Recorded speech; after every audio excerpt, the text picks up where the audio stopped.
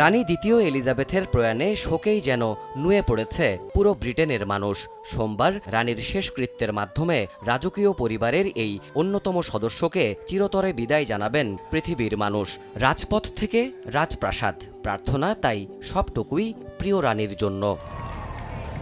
রানীর রাষ্ট্রীয় অন্ত্যেষ্টিক্রিয়ায় যোগ দিতে তামাম বিশ্বের রাষ্ট্র ও সরকার প্রধানদের পদচারণা এখন পুরো লন্ডন নগরীতে। বাংলাদেশের প্রধানমন্ত্রীও এই শোকের অনুষ্ঠানে যোগ দিতে এখন রানীর শহরেই। রোববার তিনি ছোট বোন শেখ রেহানাকে সঙ্গে নিয়ে দ্বিতীয় এলিজাবেথের প্রতি শ্রদ্ধা জানাতে ওয়েস্ট এন্ডের ঐতিহাসিক ল্যাঙ্কাস্টার হাউজে যান। সেখানকার শোক বইয়ে স্বাক্ষর করেন।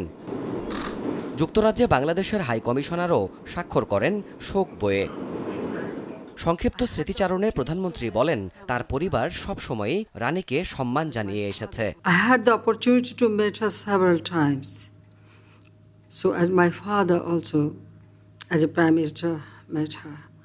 So all family always, we respect her, honor her. We are really all in grief and we mourn for her.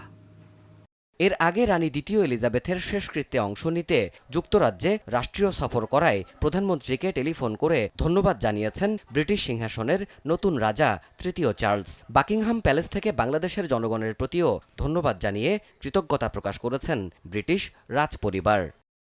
Debashis Roy, সময় সংবাদ।